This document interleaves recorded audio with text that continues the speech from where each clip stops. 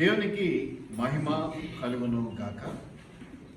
మంచి దేవుడు మరి యొక్క దినమును మన కొరకు ఏర్పాటు చేసినాడు. ఇటు శుభదినమును బట్టి ముఖ్యంగా ఈ నవంబర్ మాసంలో చివరి రోజు ప్లస్ ఆదివారం దినం మరి ఆయన సన్నిధానమున కనపడినట్లుగా మనకు ఆ సజీవ లెక్కలో ఉండే భాగ్యం ఇచ్చాడు దేవుడు. దాన్ని బట్టి దేవునికి మహిమ ఘనత ప్రభావం కలుగును గాక అని ప్రార్థన చేస్తూ ఉన్నాను. మంచిది, మనందరికీ తెలుసు, మనము కృప వలననే రక్షించబడి ఉన్నాం. అది దేవుని చిత్తమై ఉన్నది. మనం ఏదో గర్వించటానికో మనం ఏదో స్వాతిశయముతో డాంబికంతో పలకటానికో ఏమీ లేదు. ఆయన కృప చూపాడు కాబట్టి మనం రక్షణలోనికి వచ్చినాం. ఈ రక్షణలో మనం ఎలాగ కొనసాగింపబడవలసిన వారమై ఉన్నాము అంటే ప్రత్యేకముగా విశ్వాసము ప్రధానమైనటువంటిది కదా. నమ్మి విశ్వసించువాడు రక్షించబడతాడు. దానితో పాటు బాప్తిస్మము, ఇలాగా కొన్ని భాగాలుగా మనం దాన్ని చెప్పుకోవచ్చు. మరి ఈ జీవిత విధానం అంతా కూడా ఎలా ఉండాలి అంటే మరొకసారి పైన ఆదివారం వాక్యాన్ని జ్ఞాపకం చేసుకుంటే మన స్వాతంత్రం ఇతరులకు ఇబ్బందికరంగా ఉండకూడదు, ప్రత్యేకంగా దేవునికి ఇబ్బందికరంగా ఉండకూడదు, దేవునికి మహిమకరంగా ఉండాలి. కాబట్టి మొట్టమొదటిది కృప పొందుకొని రక్షణలోనికి వచ్చిన దాన్ని మనం విశ్వాసంతో కొనసాగించాలి. ఆ విశ్వాసంతో కొనసాగించే ఈ జీవిత ప్రయాణము దేవునికి మహిమకరంగా ఉండాలి. అంటే టూకీగా 3 భాగాలు: కృప, విశ్వాసము, మహిమ అనేటువంటి 3 అంశాలను నేను మీకు ఈరోజు వాక్య ప్రకారం జ్ఞాపకం చేయాలని ఆశపడతా ఉన్నాను.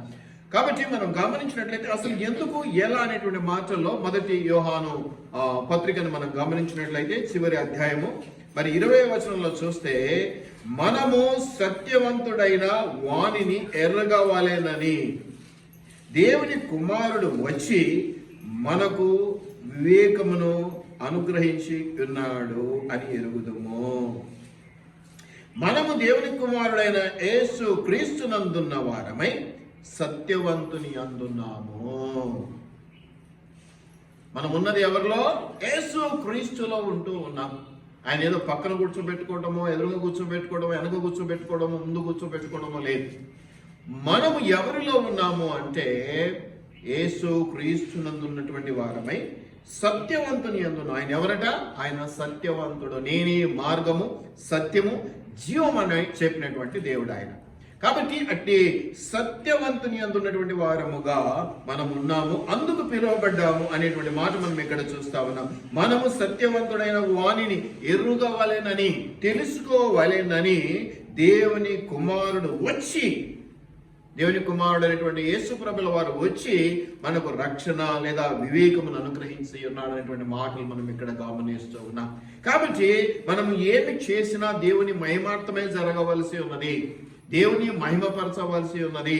మనం ఏదో కూర్చొని లేస్తే ఆ ఏసయా కదా, తుమ్మితే దగ్గుతే ఏసయా అని తలంచుకుంటే లాభం లేదు కదా. ప్రభు అని పిలిచి ప్రతివాడును పరలోక రాజ్యంలో ప్రవేశించలేడు, కానీ నా తండ్రి చిత్త ప్రకారం చేయవాడే పరలోక రాజ్యంలో ప్రవేశించునని వాక్యంలో మనం గమనిస్తూ ఉన్నాం.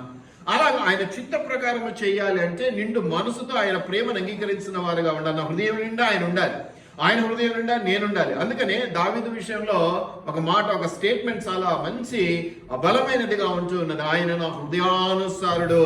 కాబట్టి ఒకరి హృదయం ఒకరు గ్రహించాలి అంటే ఆ హృదయం నిండా వారై ఉండాలి, వీరై ఉండాలి కదా. మన హృదయం నిండా వేరేది నింపుకొని, అంతే కదా, హృదయం నిండా ఏది నింపబడి ఉంటుందో దాన్ని బట్టి మన నోరు, మన పలుకు, face is the index of the mind అంటాం. మన హృదయంలో, మన తలంపులో ఏది ఉంటుందో అది మన ముఖం చూపిస్తూ ఉంటుంది అనేది కొన్నిసార్లు మనం గమనిస్తూ ఉంటాం.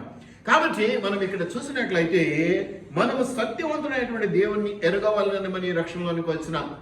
ఏదో దేవుడు లాభపరుస్తాడు, ఆశీర్వాదాలు ఇస్తాడు, అవి ఇస్తాడు, ఇవి ఇస్తాడు, అవన్నీ సెకండరీ, అవన్నీ తర్వాత విషయాలు. ప్రైమరీ, మొట్టమొదటి ప్రాముఖ్యమైనది ఏమిటంటే ఆయనను నిండుగా ఎరగవాలని, నిండుగా తెలుసుకోవాలని. ఏదో తెలుసుకున్నా, కొద్దిగా తెలుసు ఆయన ఎవరంటే దేవుడు, ఆయన ఎవరంటే దేవుడు కాదు, ఇంకా లోతులు గ్రహించవలసినటువంటి వారముగా ఉండవాలని మనల్ని పిలుచుకున్నాడు ఆయన. ఇంకా లోతులు, మర్మాలు, రహస్యాలు గ్రహించవలసినటువంటి వారు. అందుకని ఏమి ఇచ్చాడంటే మనకి ఆయనను ఎరగవాలని వివేకం ఇచ్చినాడు మనకి. కానీ ఆయన ఎదగాలనే మనకి ఇచ్చినటువంటి వివేకాన్ని లోకపరంగా ఉపయోగించుకొని ఎదగటానికి మనం ప్రయాసపడుతూ ఉన్నాం, ప్రయత్నం చేస్తున్నాం. తప్ప ఒప్ప అన్న విషయాన్ని పక్కన పెడితే నేనేమంటానంటే అది సెకండరీ అంటాను. మొదటి కాదు, అది రెండవది. ప్రథమమైనది, ప్రాముఖ్యమైనది మొదటిది ఏమిటంటే ఆయనను నిండుగా సంపూర్ణంగా ఎదగవాలనని, తెలుసుకోవాలనని ఆయన మనలో పిలిచి ఉన్నాడు అనేది మనము ఇక్కడ జ్ఞాపకం చేసుకోవాలి. మరి ఇక్కడ ఈ చక్కని మాటలో ఆ చివరి వర్షం చూస్తే కదా, దేవుని కుమారుడైన క్రీస్తు అందున్న వారమై, దేవుని కుమారుడైనటువంటి క్రీస్తు అందు ఉన్నవారమై, క్రీస్తులోన మనం ఉన్నాము. అంతేకాదు క్రీస్తు మనలో ఉన్నాడు అనేటువంటి స్టేట్మెంట్ మంచిగా ఉంటది, బాగుంటది. మనము దేవుని అందున్నాము, దేవుడు మన యందు. ద్రాక్షావల్లిని నేను, తీగలు మీరు, మీరు నా యందును, నా మాటలు మీ యందును ఉన్న యెడల మీరు బహుగా ఫలింతురు. మీరు బహుగా ఆశీర్వదించాలి. ఫలింపడం అంటే మంచి ద్రాక్ష గెలలో కావటం ఫలింపు, దానికి ఆ చెట్టు వరకు, ఆ ద్రాక్షావల్లి వరకు. అయితే నీ జీవితంలో, నా జీవితంలో బహుగా ఆశీర్వదించబడటం, గొప్పనైనటువంటి దీవెనలు, బలమైన సాక్ష్యాలు కలిగి ఉండటం అనేది ఫలింపుకు చిన్న గుర్తుగా మనం చెప్పుకుంటూ ఉంటాం. ఇలా ఫలించాలి అంటే క్రీస్తు యందు మీరును, మీ యందు క్రీస్తును ఉండి తీరాలి. మొదటి స్థానం హృదయం నిండుగా. ఏదో తీర్చి చూపిస్తే ఎవరు కనపడాలి? అదే పని చేయకండి కానీ చెప్తున్నా. నా హృదయం నిండా నీకు రాసిచ్చానంటాడు ప్రేమికుడు కదా. తెరిసి చూస్తే 100 మంది ఉంటారు. ఆడపిల్లకి అది సాధ్యం కాదు కాబట్టి తెరిసి అంత జ్ఞానం లేదు కాబట్టి ఊరుకుంటుంది, నమ్ముతుంది కదా. నీకు ఒక్కదానికే మామూలు చీర కూడా వేయలే, మహారాజా చీరు సింహాసనం వేసి కూర్చోబెడుతున్నాను అనగానే బుట్లు పడిపోతారు. యేసు ప్రభుల వారి యందు మనమును, మన యందు యేసు ప్రభుల వారిలో ఉండిన ఎడల. ఎందుకంటే క్రిస్మస్ కూడా జరుపుకుంటున్నాం. మరి క్రీస్తు నీ హృదయంలో పుట్టకుండా, నీ తలంపుల్లో పుట్టకుండా, నీ శరీరంలో పుట్టకుండా నువ్వు క్రిస్మస్ చేసుకుంటే ఏ ఫలితం అండి? రుచి చూచి ఎరిగి తిని యెహోవా ఉత్తముడని కదా. మనం ఆ ఫలింపును, ఆ ఆశీర్వాదాన్ని, ఆ తీయదనాన్ని అనుభవించకుండా, ఆ మంచితనం, స్వాతి మంచితనాన్ని నేను తెలుసుకోకుండా, స్వాతి మంచిదంటే థామస్ ఏమంటాడు? చెప్పినా ఉపవాసారంటాడు. ఒక నిరూపణ, ఒక సాక్ష్యం అవసరం, ఒక టెస్టిమనీ అవసరం. అలాగ ఉండటానికి మనము చేయవలసినటువంటి ప్రధానమైనటువంటిది ఏమిటంటే పని ఆయన యందు మనం, ఆయన అంటే యేసయ్య యందు మనమును, మనమందు ఆయన. అందుకని ఆయన ఎవరు అంటే దేవుడు. దేవుడితో పాటు ఇక్కడ ఒక చక్కటి మాట ఉంది, సత్యవంతుని యందున్నాము. ఆయన సత్యవంతుడండి. ఈ లోకంలో ఎవరిని మనం సత్యవంతుడు అని చెప్పడానికి వీలు కాదు కదా. ఎవరమైనా ఏదో ఒక సందర్భంలో ఏదో ఒక రీతిలో పడిపోవటమో, జారిపోవటం మనుషులమండి. శరీరము బలహీనమై, కానీ ఆత్మసిద్ధమైనటువంటి మాట కూడా మనం జ్ఞాపకం చేసుకోవాలి. కాబట్టి నిన్ను పిలుచుకున్నటువంటి దేవుడు, నిన్ను ప్రేమించేటువంటి దేవుడు మొట్టమొదట ఆయన గురించి నువ్వు నిండుగా తెలుసుకోవాలని ఆశపడుతూ ఉన్నాడు. కొద్దువగా కాదు, నిండుగా తెలుసుకోవాలని. నిండుగా తెలుసుకోవాలంటే, నిండుగా నీకు సబ్జెక్ట్ రావాలంటే ఒక స్టూడెంట్గా నువ్వేం చేస్తావు? తాత చచ్చిపోయిండు, అవ్వ చచ్చిపోయిండు అని ఒక 10 రోజులు లీవ్ తీసుకుంటాం. ఆ ఊరికి ఈ ఊరికి పెళ్లి పెటాకులను పోయి ఒక వారం తీసుకుంటాం. రెగ్యులారిటీ ఉండదు, ఇరెగ్యులర్గా ఉంటాం. ఒకవేళ నువ్వు ఒక మంచి స్టూడెంట్ అయి మంచిగా ఆ సబ్జెక్ట్లో నాణ్యత, ఆ జ్ఞానాన్ని నువ్వు పొందుకోవాలంటే నువ్వు ఏం చేస్తావు? ఒక పాయింట్ చెప్పండి ఎవరైనా స్టూడెంట్స్. రెగ్యులర్గా స్కూల్కి వెళ్తావు, రెగ్యులర్గా మాస్టర్ గారు చెప్పింది వింటావు. అంతేకాదు హోంవర్క్ చేసుకుంటావు. పైన ఆదివారం నేను చెప్పాను, ముందుగా కూడా చదువుకొని వెళ్తే ఇంకా మంచిది. మాస్టర్ గారు చెప్పేది, టీచర్ చెప్పేది మనకి ఇంకా బాగా అర్థమవుతుంది. ఎందుకంటే నువ్వు ముందు రోజు నీకు అర్థమైనా కాకపోయినా నువ్వు ముందుగా చదువుకొని వెళ్తే ఏమైపోద్ది? టీచర్ చెప్పేటప్పుడు ఇంకాస్త క్లారిటీ బాగుంటుంది. బాగా వెంటనే ప్రశ్న వేయంగానే ఆ టీచర్కు నువ్వు ఆన్సర్ చేస్తూ ఉంటావు. అలా చేసినప్పుడు అందరి ముందు నీకు ఎంత బాగా అనిపిస్తుంది, హ్యాపీ అనిపిస్తుంది కదా. అట్లాగా ఏవైతే నువ్వు ఈ విధంగా యేసునందుండి బలమైన సాక్షిగా ఎదగాలనుకుంటావో, రెగ్యులర్గా ఆయన గురించిన క్లాసులు, అంటే సంఘానికి నువ్వు రెగ్యులర్గా రావటం అనేది జరిగింది. దేవుని వాక్యాన్ని రెగ్యులర్గా వినటం వల్ల అక్కడ పెట్టిన విత్తనం, ఇక్కడ పెట్టిన విత్తనం, ఆ పాస్టర్ గారు చెప్పింది, ఈ పాస్టర్ గారు చెప్పింది, అందరూ బైబిల్లో నుంచి అన్ని రకాలు ఇదే మెసేజ్ని ఇంకొకలాగా బోధిస్తూ ఉండవచ్చు. తప్ప ఒప్ప అనేది నేను చెప్పలేను. కానీ ఎవరి అభిప్రాయాన్ని బట్టి, ఎవరి అనుభవాన్ని బట్టి, ఎవరికి ప్రశ్న దాకుని ఏ ప్రేరేపణ ఇస్తాడో అక్కడ పరిస్థితులను బట్టి, ఇక్కడ ఈ పరిస్థితులను బట్టి నాకు ఇచ్చిన ప్రేరేపణ ఇంకో రకంగా ఉండవచ్చు, అక్కడ పరిస్థితులు వేరేగా ఉంటాయి, అక్కడ ప్రేరేపణ, అక్కడ చెప్పే మాట వేరేగా ఉండవచ్చు. తీసుకున్నది మాత్రం ఈ యొక్క పరిశుద్ధ గ్రంథం నుంచి. కాబట్టి మనం ఎదగాలి.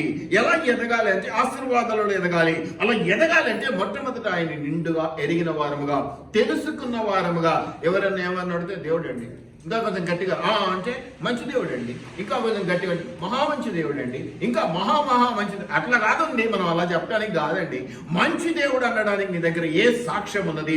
ఏ స్టేట్మెంట్ తో నువ్వు మంచి దేవుడు అని చెప్పగలుగుతున్నావు? ప్రేమ కలిగినటువంటి దేవుడు అని ఎలా చెప్పగలుగుతావు? ఇది కూడా ప్రేమ కలిగిన దేవుడు అంటే మనందరికీ తెలుసు, అందరినీ క్షమించేటువంటి దేవుడు కాబట్టి మంచి ప్రేమ కలిగిన. మనమైతే కొంతవారిని కూడా క్షమించాలంటే టైం తీసుకుంటాం. దేవుడు అలా కాదు, క్షణకాలంలో కరిగిపోయి క్షణకాలంలోనే నిన్ను క్షమించి అక్రమం చేసుకునేటువంటి వాడు కాబట్టి ప్రేమామయుడు అనేటువంటి ఆయన పేరు. అలాగే ఆయన కరుణించే దేవుడు కాబట్టి కరుణామయుడు ఆయనకు పేరు. సత్యవంతుడైనటువంటి దేవుడు అని ఇక్కడే వాక్యాల్లో చూస్తున్నాం. ఎందుకంటే ఆయన సత్యం, నేనే మార్గం సత్యం జీవం, అబద్ధము పలకరాదు అని బోర్డు మీద రాసి చెప్పే మనిషి కాదు. ఆచరించి వ్యవహరించి నీకు కూడా అదే నేర్చుకో, అలాగే బ్రతుకు, యథార్థత వల్ల నీకు మేలు అని చెప్పినటువంటి దేవుడు ఆయన. కొంచెం కష్టమేనండి కదా, యథార్థవాది లోక విరోధి అలా బ్రతకడం చాలా కష్టం. రాళ్ళ దెబ్బలు, ముళ్ళు ఊచుకోవడాలు ఎన్నో జరుగుతుంటాయి మన జీవితం. అయినా పట్టరాదు, పట్టిన పట్టు విడవరాదు అనేది మనం నేర్చుకోవాలి పరిశుద్ధ గ్రంథం నుంచి కూడా. కాబట్టి ఆయనను ఎరిగిన వారుగా, లోతుగా తెలుసుకున్నటువంటి వారుగా మనం ఉండాలి. అప్పుడే మనం ఇతరులకు దాని గురించి చెప్పగలము. నీకేం ఓనమాలు రావు, నువ్వు ఇంకొకరికి వెళ్ళి నువ్వు బైబిల్లో ఇది చేసి ఆ వాక్యం గురించి చెప్తే ఆశ్చర్యం వేస్తుంది. ఎందుకంటే ఇంక నీకేమి ఇచ్చాడో ఆ జ్ఞానం, అది ఎవరిచ్చారో కూడా మనకు తెలిసిపోతా ఉంటుంది. దాన్ని తీసుకెళ్ళి ఇతరులకు రుద్దటం వల్ల ఉపయోగం ఉండదు. గుచ్చుకోవాలి, అటు మారనన్నా మారాలి, లేదా ఇంకా మొద్దు మారి వెళ్ళిపోవాలి. పై వాక్యం గురించి చెప్పాను టైంకి రండి అనేది. కొంతమందికి నచ్చింది, కొంతమంది నచ్చలేని వాళ్ళు ఎవరు రాలేదు కదా, తెలిసిపోవాలి. కాబట్టి నీకు నచ్చడాన్ని బట్టి కాదు, దేవుని అనుమతిని బట్టి, ఆజ్ఞను బట్టి ప్రవర్తించాల్సిన వాళ్ళం. ఆ బాధ్యత ఎరగటం అంటే అదేనండి. నా తండ్రికి ఏది ఇష్టమో, నా తండ్రి ఆలోచన ఏంటి. కొంతమంది పిల్లలు తల్లి ఇట్లా చూడంగానే గమనించేస్తారు, కోపంగా చూస్తుంది, మన దెబ్బలు పడతాయి. పడేదాకా కాదు, ఆ చూపులకే అర్థం తెలిసిపోద్ది వాళ్ళకి. డాడీ యాక్షన్స్కే పూర్తి రియాక్షన్ వచ్చేదాకా చూడరు, ఈపు బగిలేదాకా ఎదురుండదు కదా. ఇటు స్పీడ్గా వచ్చినాడు అనగానే గబగా పుస్తకం తీయడమో, టీవీ ఆఫ్ చేసి ఏదో యాక్షన్స్ ఉంటాయి కదా మీకు కూడా తప్పించుకోవడానికి. అలాగా అంతా కూడా నష్టం జరిగినాక మనం చక్కదిద్దుకునే ప్రయత్నం చేతులు కాలేక ఆకులు పట్టుకోవడం అందరూ చేసే పని. అదే పెద్ద విచిత్రమైన అంశం కాదు. చేతులు కాలకు ముందే నువ్వు జాగ్రత్త పడతావే, అది నీ యొక్క వివేకము, నీ జ్ఞానము, అని తెలివైనోడు రాబాయ్ కదా. అట్లా మాటలు ఎలా వస్తాయంటే అలాగ తప్పించు. నష్టము జరగక ముందే దీపం ఉండగానే ఇల్లు చక్క పెట్టుకోవడం చేయాల్సినటువంటి పని. అంటే నువ్వు ఏదో చీకటి అయినాక చేసే తప్పని కాదు, ఇవాళ ఎక్స్పర్ట్ కావచ్చు, కానీ తప్పు జరిగే అవకాశం ఉంది చీకట్లో. కాబట్టి దీపం ఉన్నప్పుడే ఇల్లు చక్క పెట్టుకో అనే మాట మనం వింటూ ఉంటాం. కాబట్టి ఆయనను ఎరిగిన వారు, ఆయన కృపా సత్య సంపూర్ణమైనటువంటి దేవుడుగా, ఆయన కృప కలిగినటువంటి వాడుగా ఉన్నాడు. కాబట్టి మనం ఇవి గమనించుకోవాలనేది నేను జ్ఞాపకం చేస్తున్నాను. అంతేకాకుండా లూకా సువార్త 24లో మీరు గమనించినట్లయితే, లూకా సువార్త 24వ అధ్యాయంలో మీరు గమనించినట్లయితే 45 మరియు 50వ వచనాన్ని మీరు చదవాల్సిన వారుగా ఉంటూ ఉన్నాం. మొట్టమొదట 45వ వచనానికి మీరు చూస్తే, అప్పుడు వారు లేఖనములు గ్రహించినట్లుగా ఆయన వారి మనస్సును తెరిచి అనేటువంటి మాట మనం ఇక్కడ చూస్తా ఉన్నాం 45వ వచనంలో. అంటే ఆయనని ఎరగాలి, ఆయన కంప్లీట్ గా తెలుసుకోవాలంటే మనకున్నటువంటి ఇప్పుడు బేసిక్ ఆధారం ఏమిటి? లేఖనములు. లేఖనములు అంటే ఏంటి? పరిశుద్ధ గ్రంథం, అవునా కదా? లేఖనములు అంటే పరిశుద్ధ గ్రంథం. ఇప్పుడు ఇది నీ చేతిలో ఉంది, వీటిని గ్రహించినట్లుగా. గ్రహించాలంటే ఏం చేయాలి అంటే ఎవరో చెప్తుంటే వినాలి. ఎవరో చెప్తుంటే వింటే నా యొక్క పరిస్థితి ఏమిటంటే వాళ్ళ ఆలోచన చెప్పిన దాన్ని ఎక్స్ప్లెయిన్ చేస్తారు. బట్ నువ్వే దాన్ని చదివితే, అందుకే బైబిల్ రీడింగ్ అన్నది ఖచ్చితంగా చేయాలి. దేవుడు నీతో మాట్లాడతాడు వాక్యము ద్వారా. దేవుడు మాట్లాడతాడు, తండ్రి మాట్లాడే అవకాశం పిల్లలకి ఇవ్వాలి, పిల్లలు కలిగించుకోవాలి. ఆయన పిల్లలుగా ఆయన మాట్లాడే అవకాశం, అంటే బైబిల్ చదవడం ద్వారా, వాక్యం ద్వారా ఆయన మనల్ని ప్రేరేపిస్తాడు, మనతో మాట్లాడతాడు. అందుకని ఇక్కడ ఒక మాట ఏంటంటే, మీరు గ్రహించున్నట్లుగా ఏం చేశాడంటే ఆయన మనస్సులు తెరుస్తూ ఉన్నాడు. తెరవబడని మనస్సు తలుపులు వేయబడేటువంటి ఇళ్ళు, లేకపోతే ఇంకేదన్నా కానీ పెద్ద పనికిరాదు, పెద్ద ఉపయోగం లేదు. నా హృదయం ఎప్పుడు తెరిచిన వాకిలి ఏదో అంటుంటారు కదా, అలా ఉండాలి. ఆయన మన మనసులను తెరిచాడట. దేనికోసం తెరిచాడంటే, ఇదిగో వాణ్ణి నింపుకోవడానికి, వీణ్ణి నింపుకోవడానికి, ఆయన చెప్పే మాటలు నింపుకోవడానికి, ఈయన చెప్పే మాటలు నింపుకోవడానికి కాదు. ఏ మాటలు నింపుకోవటానికి అంటే లేఖనములను గ్రహించి ఆ సారమును, ఆ బలమును, ఆ తీపిదనాన్ని నీ హృదయంలో నింపుకోవడానికి నీ మనసులు తెరిచాడు అనేది మనం ఇక్కడ తెలుసుకోవాల్సినటువంటి అంశము. నువ్వు దీవించబడాలంటే యేసుని ఎరిగి ఉండాలి. యేసుని ఎరిగి ఉండాలంటే యేసు మనసులో నువ్వు ఉండాలి, నీ మనసులో యేసయ్య ఉండాలి. చూస్తున్నారా, ఒక్కొక్క వచనానికి నేను లింక్ కలుపుతూ ఉన్నాను. అలాగే నింపబడాలి అంటే యేసయ్య అంటే నీకు ఏం అర్థం కాదు, దేవుడు అంటే ఆ దేవుడు అనుకున్నాను. కానీ ఇప్పుడు పరిశుద్ధ లేఖన భాగములు అనేటివి మనం శరీరధారిగా వచ్చినటువంటి యేసయ్య వాక్యము శరీరము దారిగా వచ్చాడని మనం గ్రహిస్తున్నాం. కాబట్టి ఇదిగో యేసు ప్రభులు మాట్లాడేటువంటి మాటలు ఇవే. వీటిని గ్రహించినట్లుగా ఇవేవో టైం పాస్ కి చదివేటువంటి కట్టుకథలు కాదు, కలబలి కథలు కాదు. ద రియల్ స్టోరీ, జరిగినటువంటిది. నువ్వు ఏది చేసినా ఈ చరిత్ర నువ్వు మార్చలేవు. కొద్దిసేపు ఏదైనా దాని మీద పూత పుయ్యగలవు కనపడకుండా, కానీ ఏదో ఒక రోజు ఏ గాలివానకు ఆ పెయింటింగ్ వెళ్ళిపోతుంది. మళ్ళీ సత్యం బయటకు వస్తుంది. ఈ రోజుల్లో ఏంటంటే సత్యాన్ని కనపడకుండా చేయటానికి విశ్వ ప్రయత్నాలు చేస్తూ ఉంటారు ప్రజలు. దానివల్ల పెద్ద ఉపయోగం లేదు. ఇట్స్ ఓన్లీ టెంపరరీ ఎఫెక్ట్ మాత్రమే. సత్యం ఎప్పటికైనా బయటకు రావాల్సినదే, సత్యం ఎప్పటికైనా వెలుగులోనికి రావాల్సినదే. కాబట్టి సత్యాన్ని ఏమార్చడం కానీ, సత్యాన్ని మభ్యపెట్టడం కానీ, సత్యాన్ని మూసివేయడం కానీ జరిగే పని కాదు. నిన్ను నేను ఇష్టపడుతున్నాను అంటే ఏదో ఒక రీతిలో ఎప్పుడో ఒక రోజు ఏదో ఒక విషయంలో తెలిసిపోతుంది కదా. వడ్డించి చూడు మనోడు అనుకోండి, అన్నం కూర్చున్నాం, ఎత్తుకుంటూ వస్తాడు, వచ్చి ఇక కొంచెం వేసుకో అంటాడు కదా. ఈ ముక్కల విషయంలో బాగా ఇవన్నీ మనకు బాగా తెలుసు కదా. యాదన్నా కూర్చో నో అంటాడు, ఎందుకంటే మనకు తెలుసు కాబట్టి ఇంటింట ఊపుతాం అంటే వచ్చాడు బకెట్ పట్టుకొని. దయచేసి జ్ఞాపకం పెట్టుకోండి, మీరు దీవించబడడానికి మీరు యేసయ్య హృదయంలోనూ యేసయ్య మీ హృదయంలోనూ ఉండాలి. అంతేకాకుండా ఆయన మాటలు లేఖన భాగంలో మీరు గ్రహించినట్టుగా మీ మనసు తెరవబడ్డది. ఆ మనసు తెరచి అనేటువంటి మాట ఆయనే చేసింది. ఎందుకంటే నీకు నువ్వు తెరుచుకోలేవు. ఎందుకంటే ఎంతసేపు మూసుకొని ఉండడమే. ఇగో చలికాలం కదా, రగ్గు కప్పుకొని పండుకునేచ్చు. లేబుద్ధి కాదు, లేచి పనులు చేయబుద్ధి కాదు. పాపం ఇళ్లలో పనిచేస్తున్న వాళ్ళకి చాలా కష్టం. పాపం 5 గంటలకు అసలు వనుకుతా పోవాలంటే చాయ్ నీళ్ళు కూడా పొద్దున తాగిపోరు, మళ్ళీ అది కూడా బాధనే కదా. దయచేసి జ్ఞాపకం పెట్టుకోండి, మీ మనసులు తెరవబడ్డాయి. ఆ తెరవబడ్డ మనసుల్లో మీరు దేన్నో నింపుకోవటానికి కాదు, లేఖన భాగములను నింపుకోవటానికి, యేసు ప్రభు చెప్పినటువంటి మాటలను నింపుకోవటానికి, సత్యాన్ని నింపుకోవటానికి. ఈ రోజుల్లో మనం నింపుకుంటున్నాం. ఏం నింపుకుంటున్నాం? ఆశీర్వాదాలు. అది ఇచ్చాడు, ఇది ఇచ్చాడు, అది చేసాడు, ఇది చేసాడు, ఇటు మొక్క నాటాడు, అది పండుగ వచ్చాడు. దేవుడా, ప్రతిదానికి ఈ లోకంలో ఆ యొక్క ఆకాశము కింద ఇస్తుడికి ప్రతిదానికి ఒక సమయం ఉన్నది, ఒక సందర్భం ఉన్నది. దానిని బట్టి జరుగుతూ ఉంటాయి కార్యాలు. కానీ ఆశీర్వాదాలకే మనము అంటుకట్టబడి ఎదుగుతూ ఉన్నాం. అలా తప్పు. లేఖన భాగములను ఆధారము చేసుకొని, లేఖన భాగములను మన దేవుల్లో నింపుకొని ప్రభువు చెప్పిన పద్ధతిలో మనం నడవడానికి కష్టమే, కానీ అతి కష్టమైతే కాదు. దేవుడు నడిపించే దేవుడు. అందుకే మనసు తెరిచింది ఎవరు? లోకంలో గ్రహించాల్సింది ఎవరు? నువ్వు.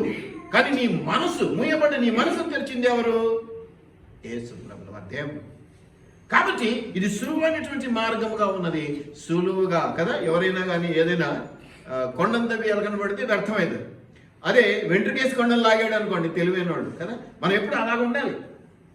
లేఖన భాగముల ద్వారా ప్రభు యొక్క మనస్సును ఎరిగి, ప్రభు చిత్తం ఎరిగి మనం నడుచుకున్నట్లయితే ప్రత్యేకమైనటువంటి ఆశీర్వాదాలకు పాత్రులుగా, గుర్తులుగా మనం మిగిలిపోతాం. లేకపోతే సందడిలో సాడేమి అంతే, అలాగే జరిగిపోతాడు. వచ్చావా, ప్రార్థన చేసావా, అబ్బా పెన్సిల్ దొరికింది, పెన్సిల్ లేదని ప్రార్థన చేశాను, పెన్సిల్ దొరికింది. ఇదే ఉంటుంది మనతో లోలి. అద్భుతమైన సాక్ష్యాలు, ఆశ్చర్యమైనటువంటి కార్యాలు. పాట పాడారు పిల్లలు. నయమాను వచ్చాడు, ఏం జరిగిందండి? వద్దనుకొని పోయినాడు, సేవకుని మాట వినకుండా. అయినా చిన్నదని మాట జ్ఞాపకం చేసుకున్నాడు.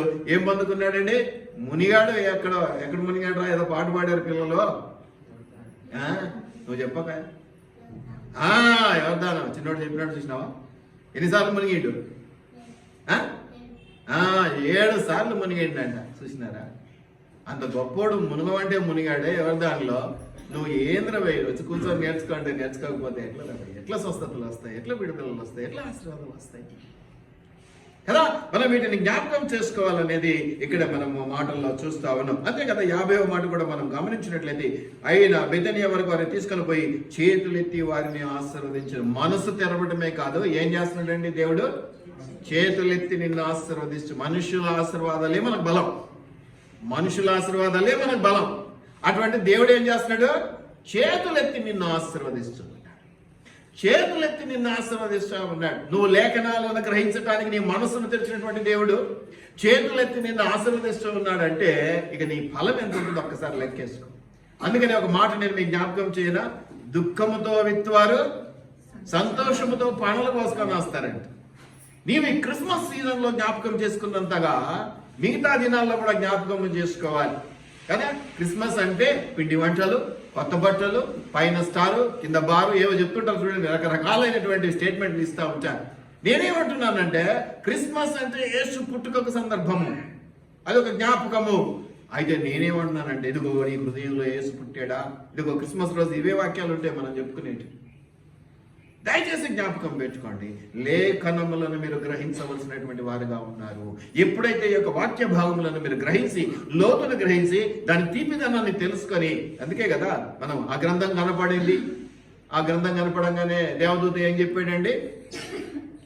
తీసుకొని తినుము, నీ నోటికి చెప్పాలి. నోటికి చేదుగా ఉంటుందా, మధురంగా ఉంటుందా? కడుపుకు చేదుగా ఉంటుందా? కడుపుకు చేదుగా ఉంటుంది. చూసారా? దయచేసి జ్ఞాపకం పెట్టుకోండి. వాక్యమును భుజించాలి. వాక్యాహారము జీవాహారం అని మనం చెప్పుకుంటూ ఉన్నాం. నీ హృదయంలోనికి దాన్ని తీసుకుంటే నువ్వు ఇంకే విషయంలో దిగులు పడవలసిన పని లేదు. దేవుని యందు నీవును, నీ యందు దేవుడును ఉంటే దేవుడు నిన్ను ఆశీర్వదిస్తూ ఉంటాడు. ఎప్పుడైతే దాన్ని మనము నెగ్లెక్ట్ చేస్తామో, బలహీనపరుస్తామో, నీ చేతులతో నువ్వే దాని ఆశీర్వాదాలు పోగొట్టుకుంటున్నట్టు ఒక లెక్క. ఇది నువ్వు జ్ఞాపకం చేసుకోవాల్సింది అనేది నేను మీకు జ్ఞాపకం చేస్తాను. యోహాను సువార్త 20వ అధ్యాయంలో కూడా మనం గమనిస్తే 2-3 మాటలు నేను మీకు చూపిస్తాను. యోహాను సువార్త 20వ అధ్యాయంలో మీరు గమనించినట్లయితే చక్కటి మాటలు ఉన్నాయి. మీరు గమనించేస్తే 21, 22, 23 వచనాల్లో మనం చూసినట్లయితే అప్పుడు యేసు, మీరు గమనించండి, ఒక్కొక్క పాయింట్ ఆశీర్వాదాన్ని చెప్పుకుంటూ వస్తున్నాను. మీరెందు యేసును, యేసు యందు మీరును ఉంటే ఫలిస్తారు, ఆశీర్వదించబడతారు, సత్యం అది గ్రహింపజేస్తుంది. అంతేకాకుండా మీరు ఏం చేయాలంట? మీ మనసులు తెరవబడ్డాయి, మీరు లేఖనాలను గ్రహించాలి. ఈ లేఖనాలను గ్రహించడం ద్వారా ఇంకా నెక్స్ట్ స్టెప్ ఏం జరుగుద్ది అంటే, ఏం ఆశీర్వాదం అన్నాడు ఇక్కడ? చేతులెత్తి ఆశీర్వదించినాడు.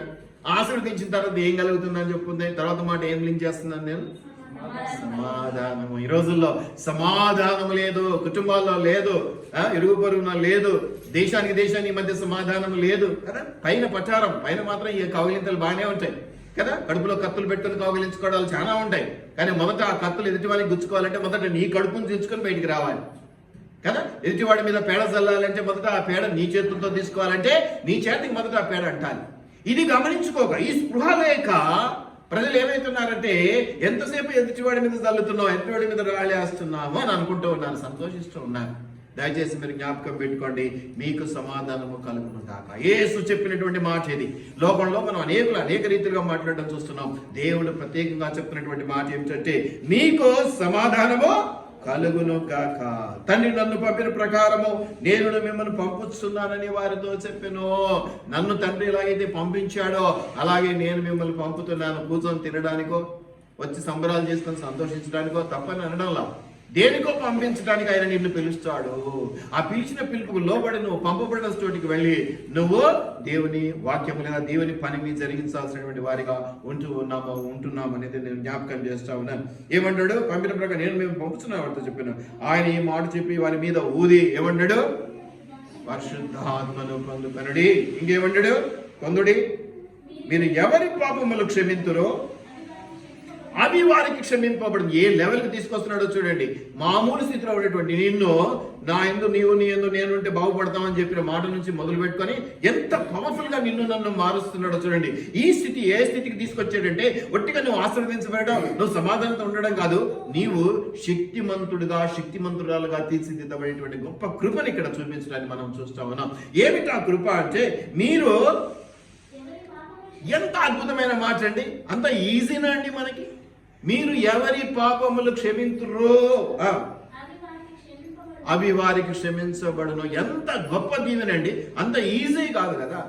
అపోస్తులైనటువంటి వారికి, దేవుని శిష్యులైనటువంటి వారి ఆ వచ్చినటువంటి గొప్ప వరం అనుకుందామా, లేకపోతే ఒక ప్రత్యేకమైన దీవెన అనుకుందామా, ఎవరి పాపములనైతే, ఎవరి తప్పులనైతే, ఎవరి దోషములనైతే క్షమించాలని అనుకుంటారో అవి క్షమించబడతాయట. ఎంత గొప్ప దీవెనండి! అంత ఈజీనండి. మనమేంటి, మన బ్రతికేంటి, మన పరిస్థితి ఏంటి? అటువంటి వారిని అంచెలంచెలుగా మెట్టుగా కట్టుకుంటూ వచ్చి ఏ స్థితికి తీసుకొస్తున్నాడంటే ఈ వాక్యంలో, మీరు ఇతరుల పాపంలో క్షమించగలిగినటువంటి స్థితిలోనికి ఉంటారు, మీలో సమాధానం ఉంటుంది, మీకు నేను ఆశీర్వాదాన్ని ఇస్తున్నాను, మీరు చేయవలసిందల్లా మీరు నా యందు మీ మాటలను ఉంచుకోండి, మీ యందు నా మాటలను ఉంచుకోండి, అది ఆ లేఖనములను గ్రహించండి, ఆ గ్రహించడం ద్వారా మీరు దీవించబడతారు, ఫలిస్తారు అనేటువంటి మాట మనం జ్ఞాపకం చేసుకోవాలి. ఒకరి పాపములు, ఒకరి తప్పులు క్షమించటం అనేది చాలా కష్టమైన పని, కానీ అది ఎంతో గొప్ప దీవెన అనేది మనం ఇక్కడ జ్ఞాపకం చేసుకోవాలి. అంతేకాదు, చిరుకైన మాట, దెబ్బ తగిలే మాట తర్వాత కూడా ఉంది. ఏమన్నాడు? ఎవరి పాపములు మీరు నిలిచియుడనిత్తురో. రెండు ఉన్నాయండి, రెండు పవర్స్ ఇస్తూ ఉన్నాడు, రెండు శక్తులు ఇస్తూ ఉన్నాడు. మొట్టమొదటి ఏంటంటే ఎవరి పాపములు మీరు క్షమిస్తారో అవి తొలగించబడతాయి, క్లీన్ అవుతాయి అంటున్నాడు. యాక్చువల్గా మనందరికీ తెలుసు, సిలువలో బలియాగమ ద్వారా ఆయన కాచిన రక్తం వల్లనే మనకు పాప క్షమాపణ కలిగింది. ఆయన రక్తంతో అభిషేకించబడినటువంటి వారిగా ఉన్నప్పుడు మాత్రమే మనము, అది మాట నేను మీ వాక్యం చూపిస్తాను తర్వాత.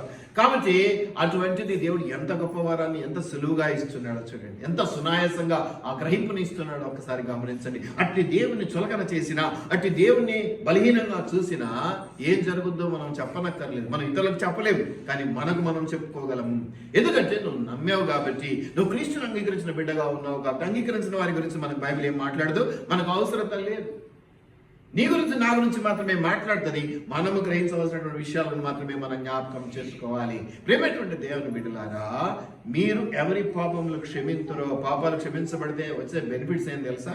మొట్టమొదటి ఏమొస్తుంది అమ్మా? క్షమిస్తే ఆల్రెడీ క్షమాపణ ఏమన్నది, క్షమించేశాడు దేవుడు. నువ్వు క్షమించేసావు అంటే మనకి ఇచ్చిన అధికారాన్ని బట్టి మనం కూడా క్షమించాం.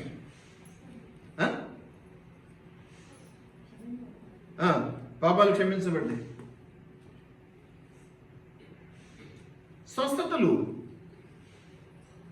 నీ పాపములు క్షమించబడి ఉన్నాయి, పో అయిపోయింది నీ పని, చల్లగా బతుకుపో, మరి ఎప్పుడు పాపము చేయకపోయింది. ఎందుకు స్వస్థతలు రావట్లా? వచ్చిన టెంపరీగా ఉండిపోతున్నాయి. ఎందుకంటే మనం క్షమించట్లేదు, క్షమించబడటము లేదు. ఎందుకంటే రెండవ అధికారాన్ని మనం ఉపయోగించుకుంటున్నాం. రెండవ అధికారం ఏమిటి? మీరు ఎవరి పాపములో ఉండనిత్తురో.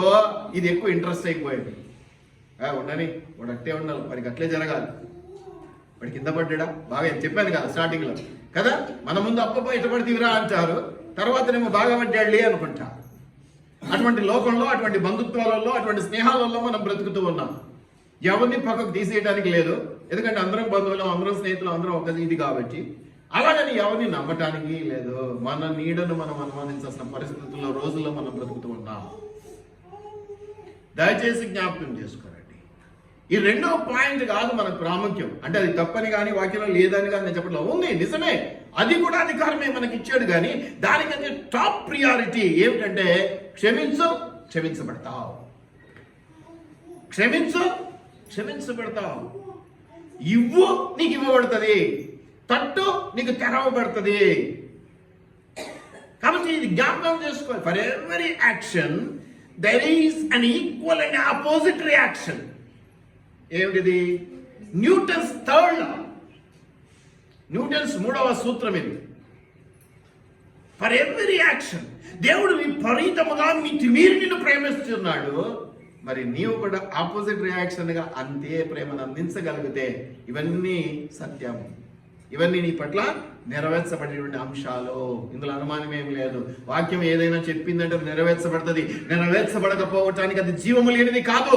జీవము లేని వారు ఎవరు అంటే మనము జీవం కలిగినటువంటి వారుగా మార్చబడాలంటే ప్రభువుని మన హృదయంలో నింపుకోవాలి. పక్కన కూర్చోబెట్టుకుంటే కుదరదండి.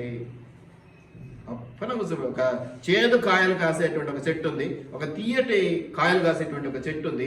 అంటు కట్టడం అంటారు దాన్ని, ఇంగ్లీష్లో ఏమంటారో తెలియదు. కానీ ఆ కొమ్మటి నరికి ఈ కొమ్మటి నరికి ఇట్లా పెట్టి తాడు చుడతాడు. ఏమవుతుందండి? విచిత్రమైన అంశం ఏంటంటే ఆ తీపుదల నీ పళ్ళకు వస్తుంది. కానీ మన పరిస్థితి ఏంటంటే మన చేదు గుణాన్ని తిరగిస్తాం తప్ప ఆ తీపి గుణాన్ని మనం తీసుకునేవారుగా లేవు. విచిత్రమైన అంశం మీరు గమనించండి, చెట్టు కూడా జ్ఞానం ఉన్నది. ఏంటి? నా తీపి దండంతో దాని చేతులు పోగొట్టాలని మీరు గమనించండి. చేదు ఉంది కదా, చేదు ఇటు ట్రాన్స్ఫర్ కావచ్చు కదా. కానీ మీరు గమనిస్తే ఆ పుల్లదనం కానీ ఆ చేదుదనం కానీ ఇటు ట్రాన్స్ఫర్ కాదు, ఈ తీయదనం దానికి ట్రాన్స్ఫర్ అయ్యి అవి తీపి పళ్ళుగా మార్చబడేటువంటి చెట్టుగా అయిపోతుంది. గ్రౌటింగ్ అంటారు, ఏదో అంటారు దాన్ని ఇంగ్లీష్, అంటుకట్టు తెలుసు కదా, ఇట్లా జీవి ఇట్లా కలిపి కట్ట అంటారు. చూడండి, మనుషులు మాత్రం ఆ తీపిదనాన్ని ఆస్వాదించి మనం తీయగా మారదామని అనుకోవట్లా. ఏమనుకుంటున్నామంటే ఇది సెకండ్ ఆస్పెక్ట్, సెకండ్గా ఇచ్చినటువంటి అధికారం. ఏది? మీరు పాపంలో, మీరు ఎవరి పాపంలో అయితే ఉండనిత్తురో, నిలిచి ఉండనిత్తురో అవి నిలిచి ఉంటాయి. ఇది రెండు ఇచ్చాడు దేవుడు. ఎందుకు?